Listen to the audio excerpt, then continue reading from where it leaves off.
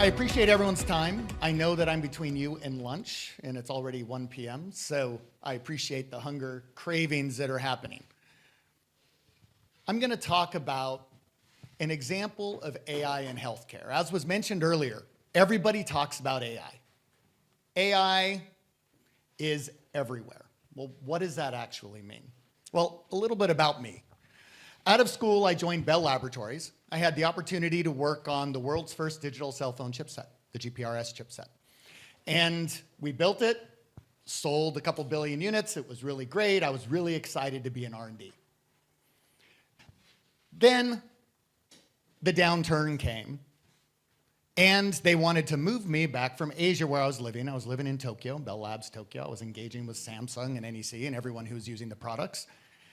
And they wanted to send me back to the United States, and I decided to go Allentown, Pennsylvania, brought my wife, we're gonna go find a house. My wife said, I can't move to Allentown, Pennsylvania. She actually started crying in the mall. I don't blame her at all. In fact, it was a great catalyst because the day I got back to Tokyo after that house hunting trip, and I'm trying to figure out, okay, how do I convince her? I got a call on my phone from a headhunter for a startup named Silicon Laboratories. And that gave me the opportunity to found the international operations for a startup in the United States that we grew from $0 to $500 million in the space of 3 years. This was an exciting opportunity for me. It was my first experience with a small company, going from a very large company to a small company. And then my first opportunity to actually be a real manager in sales and marketing and not in R&D. I moved back to the Bay Area. I worked for a company named Maxim. And I had the opportunity to take a $120 million business that was pretty stale. We partnered with Apple to create the interface for the Apple Watch. We partnered with Apple for the infrared sensor on your iPhone you have today. Samsung, we sold the same thing. Nest thermostats to determine when you walk in and out of your house. Essentially anything that is or was at that point Internet of Things and that wonderful terminology all started with a lot of the research that we did in low power and high precision. We grew that to about 360 billion, and then I had an opportunity to go to 360 million. Then I had an opportunity to go to Freescale Semiconductor, which was once Motorola Semiconductor, and run the operations in Arizona. There I was responsible for all of the vehicle technologies. So it was about a $700 million business at the time that I took it over, but it was losing money. And I had an opportunity to analyze it, partner with the car companies, focus on advanced driver-assisted systems. We took that business and grew it to about 1.3 million. We're dropping almost 300 million to the bottom line when we sold it to NXP, which brought me to Europe many, many times as we were in the middle of getting that deal done.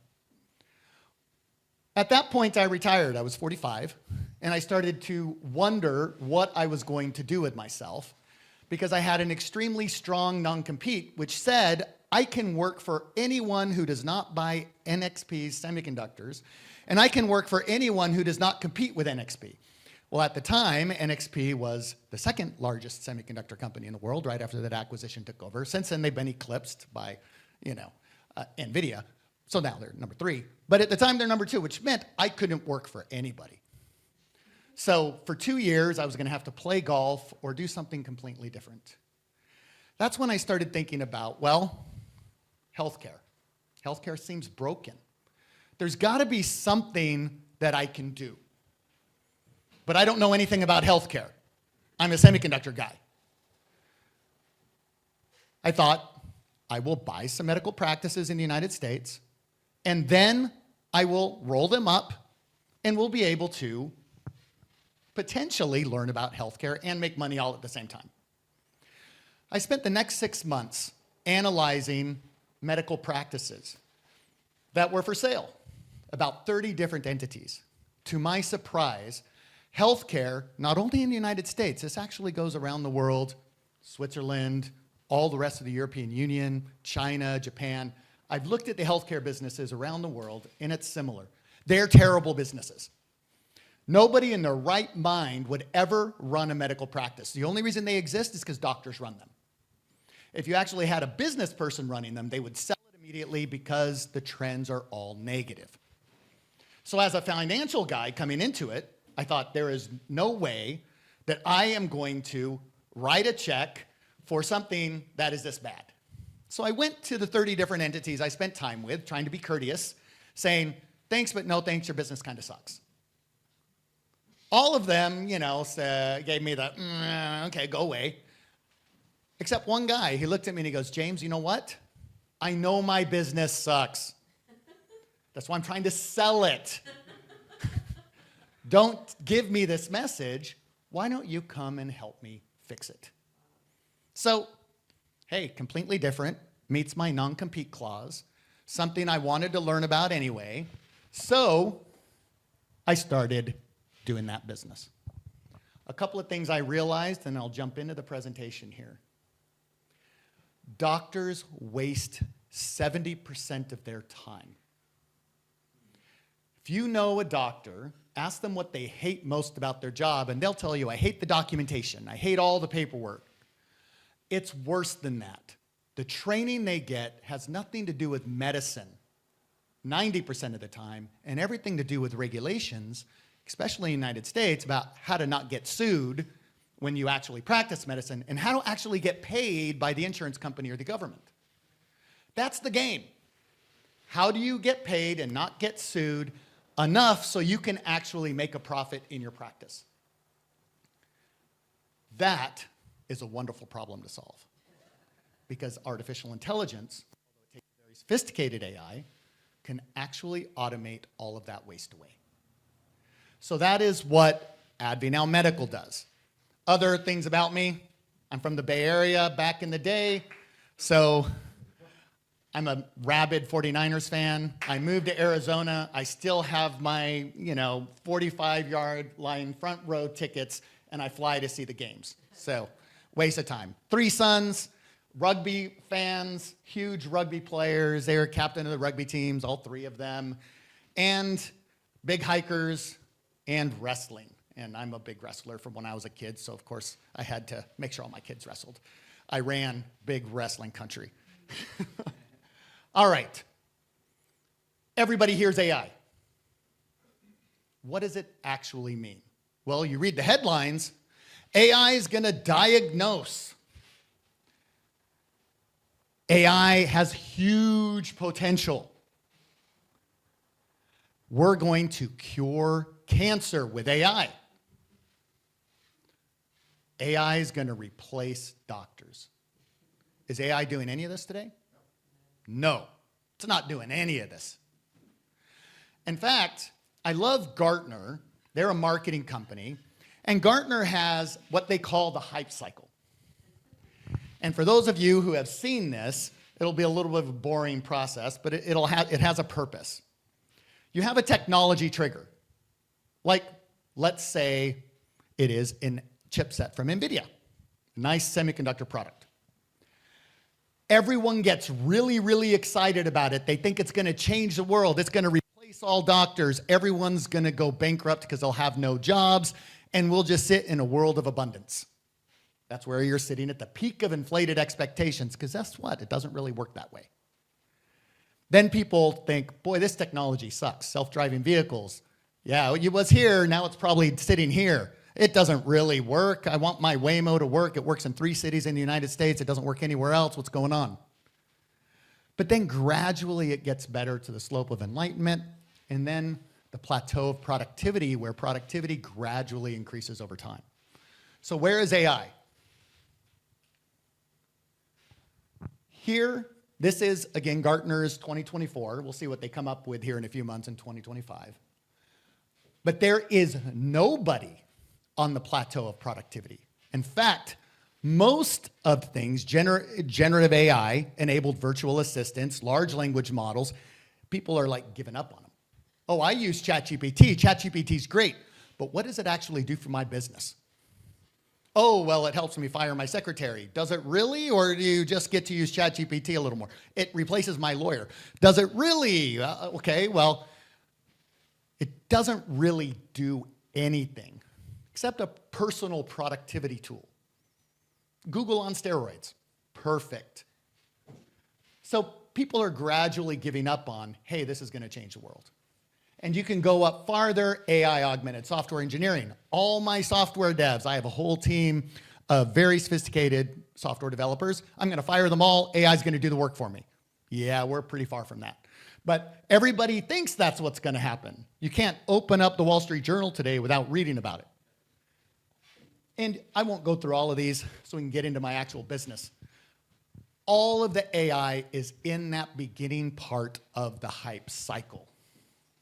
So for anyone who says AI is going to replace me next year, it's just not real. Will AI change? And I'll talk through a real world example. AI actually change how your job is done? Absolutely. Will customized AI companies do the replacement of a lot of menial tasks that you do today? Absolutely it will.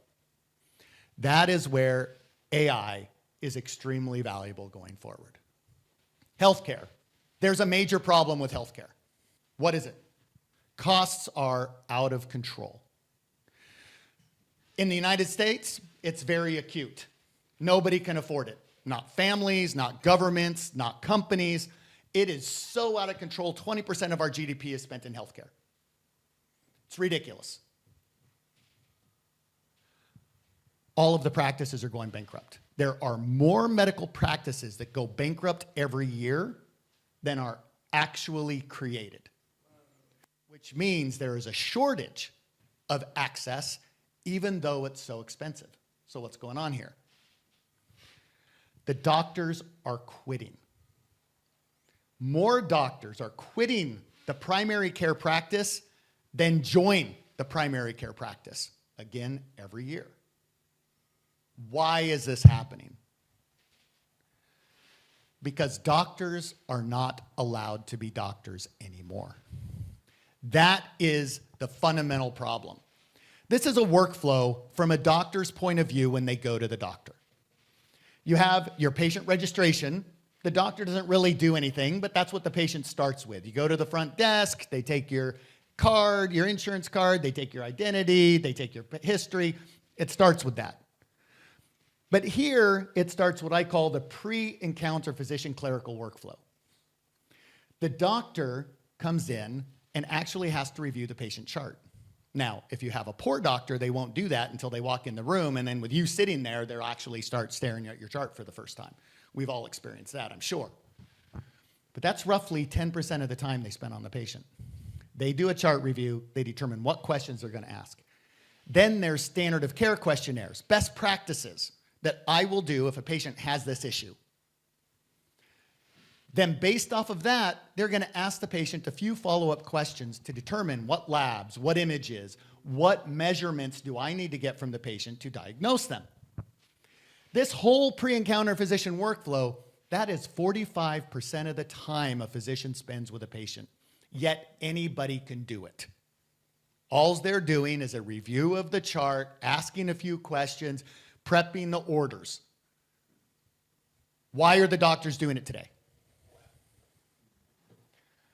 Here in red, this is what the United States FDA says the doctor must do. Nobody else can do this. Now, the reality is, as a patient, I kind of want the doctor to do this part today. In the future, maybe AI will be better at it, but today I want a human kind of double checking what the AI says. They have to be the ones to evaluate the data, assess the patient, and actually relay the plan to the patient. This is what you must do, patient. Only a doctor is allowed to do that. And they do that through a consultation with the patient, or if a procedure is involved, they'll do the procedure. That red here, only physicians can do, but they only spend 30% of their time doing that. After the encounter, they have to put everything in the electronic medical record system. Then they have to do follow-up with patients, and that's another 25% of their time. What my company does, AdviNow Medical, we automate everything outside this red box. Everything.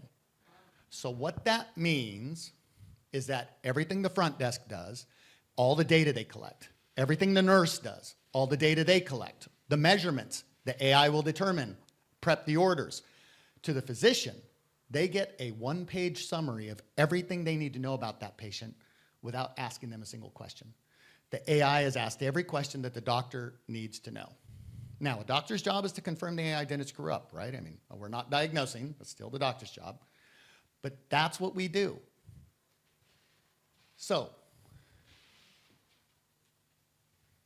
what does it look like? We have a digital front door, and it's the same that you probably use when you go to the doctor today. You get a text message, you click on it, you enter your name, maybe your identity, all of that wonderful stuff.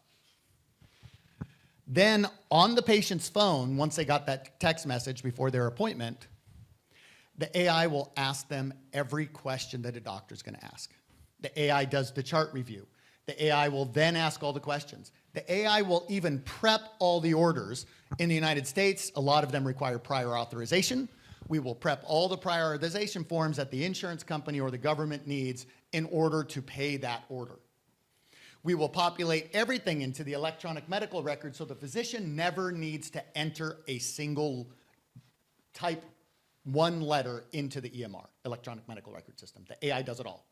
They have to make the decision, click on, yes, I agree, but they do that through a very sophisticated decision support tool where we list the potential illnesses, justification for those illnesses, and the doctor just has to click on, I agree.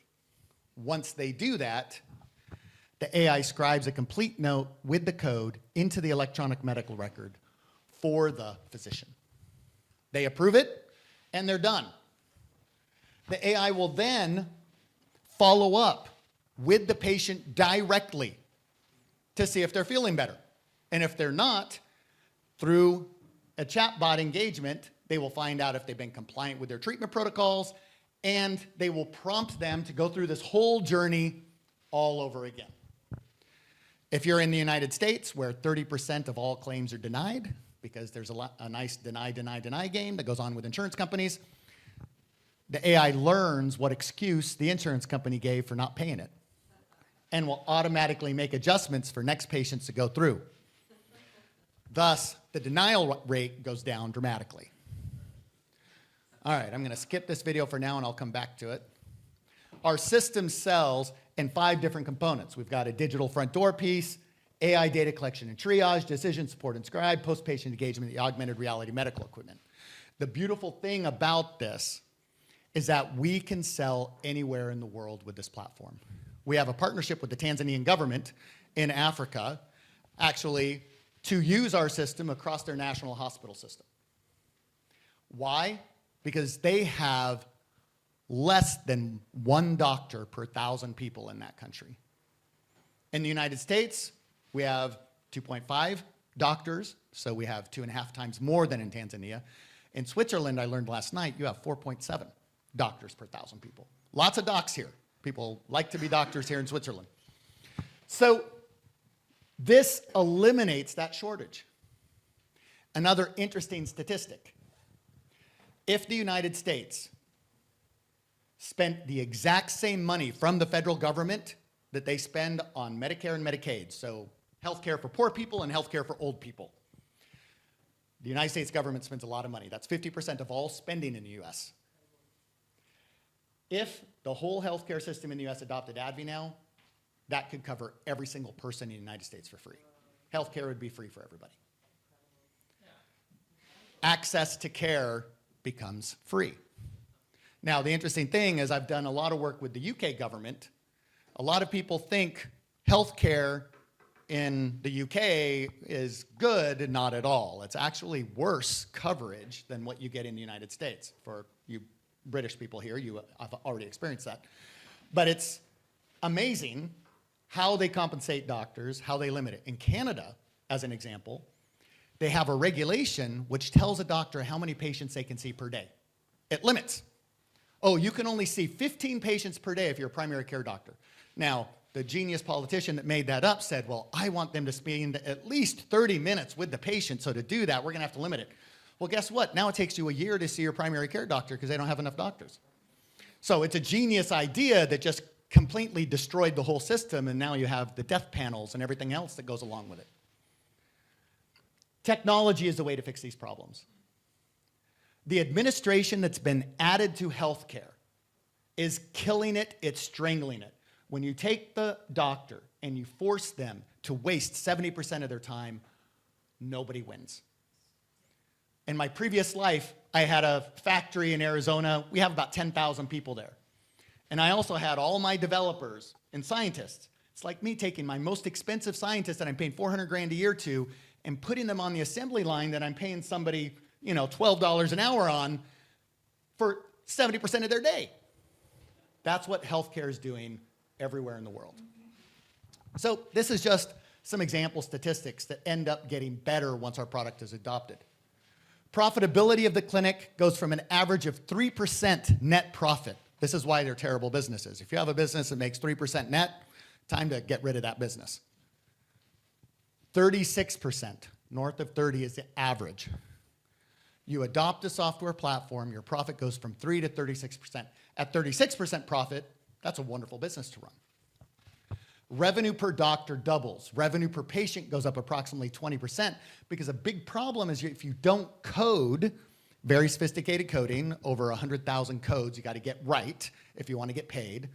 If you don't code correctly, then you don't get paid at the right level. But if you overcode, which means you put a higher level code than you're supposed to, you go to jail. So doctors are like scared. I'm not going to overcode, so I'm going to undercode. I don't care if I get paid 20% less. Well, if the AI is doing it, the AI is doing it exactly right to the rules. So the revenue per patient goes up 20%. I won't go through all of these measures here, but it automatically changes the game for the businesses in healthcare. The staff metrics are quite interesting. In the United States, and I would assume here in Europe, because it's again a similar workflow, you end up with about 14 days to train a new staff member. Somebody comes on board 14 days before they can actually act as if they've been there.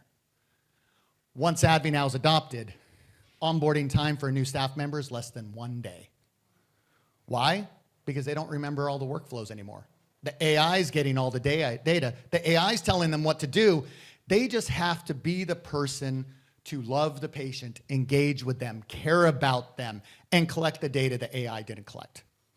It just highlights it, pops it up. Please get this, do this, please get this. Same thing to the doctor. Here's all the data that's collected. These are the illnesses you might want to consider, doc.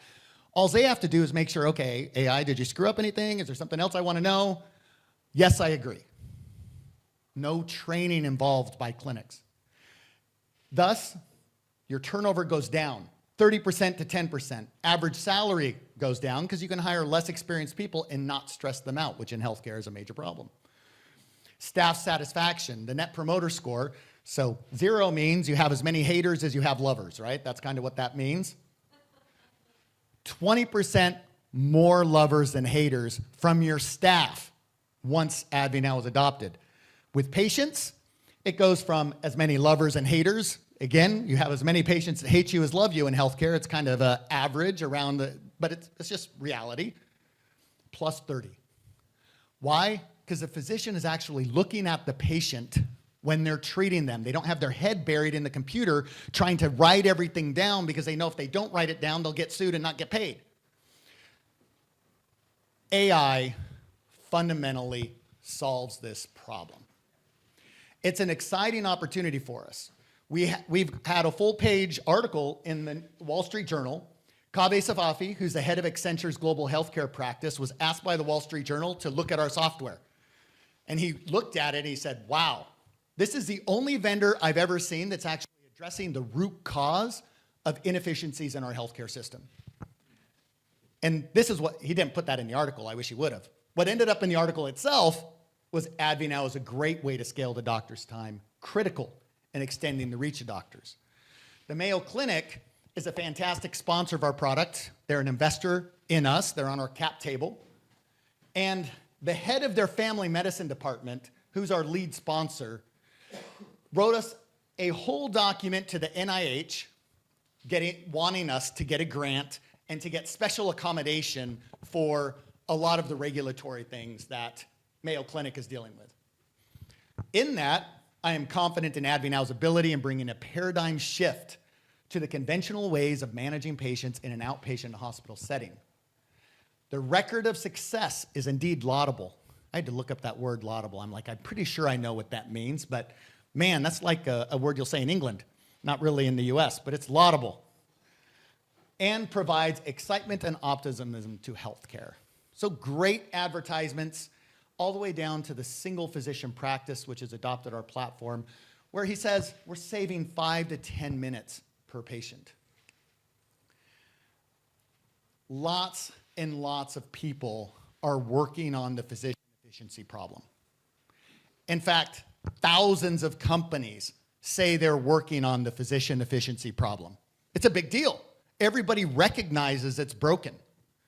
But here's the problem.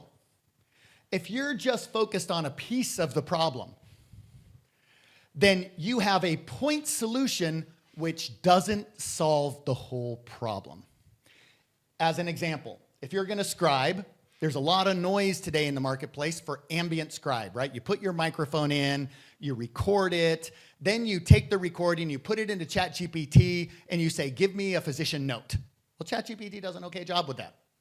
Here's the problem. If the physician is still the one collecting all the information, they're saving maybe 20% of their time at best. They're not saving 70% of their time, which is the real problem. Then the physician has to remember everything to say to get into the note when they're meeting the patient, which makes the patient interaction unnatural and weird.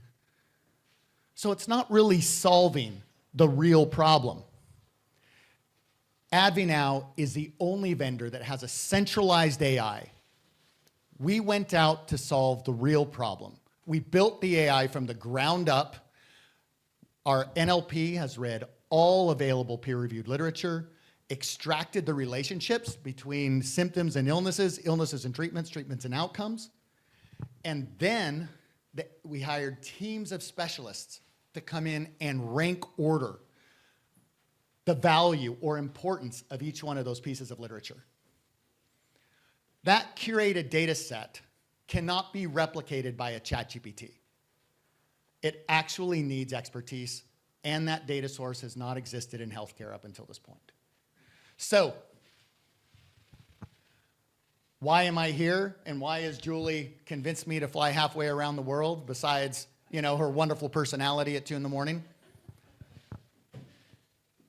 We've developed this great product. We've signed up $600 million of annual recurring revenue with clients already. We can't onboard them. And this is a problem that we've realized over the past year. Doctors are very finicky people, which means the AI is going to collect all the data, the AI is going to present it to them, then the AI is going to create a note. But if it doesn't look like the same note that they always write historically, they're going to tell us to go pound sand. I don't care. I like my note. Unless it looks like this, your AI sucks. Well, no, doctor, you kind of suck. The AI's better. But I get your point. I'm not going to convince you. All these doctors are prima donnas. So we have to develop a system that will automatically configure our output to look exactly the way the doctors do their work today. We have a partnership with athenahealth. They're the 3rd largest electronic medical record company in the world.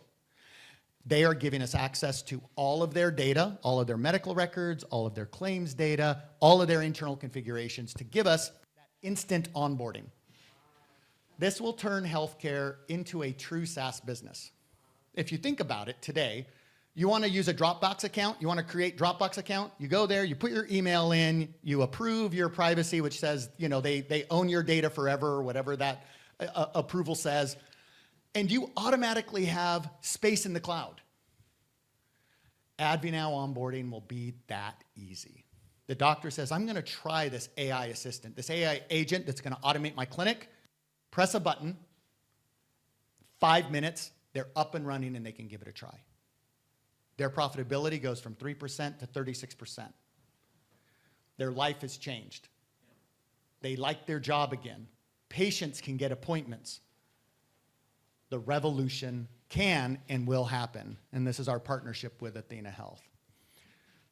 We got in this early enough where we have filed fundamental patents in doing this. Actually creating the AI, using the AI in the actual encounter That method patent took us 5 years to get approved in the United States. They would not approve it. We had to appeal it actually all the way up to the top patent court. But it's been approved. So, an AI agent engaging with a patient, predicting the illness to the doctor approving that illness, then the AI agent scribing a note with a code into the electronic medical record. That patent is owned by us. Wow. Well done. So what do you do? What does this actually mean for the world? We have a manual physician consultation where the physician is wasting 70% of their time. That's here. With AdviNow, we automate that 70%, and we're doing that with an AI physician assistant. That AI physician assistant has an opportunity to really allow the doctor to love their job again. What does AdviNow get out of this? We have the first closed-loop complete data set in the history of medicine. We know every question that was asked. We know every order that was placed. We know why the peer-reviewed literature was correlated to. We know the outcomes of the patient.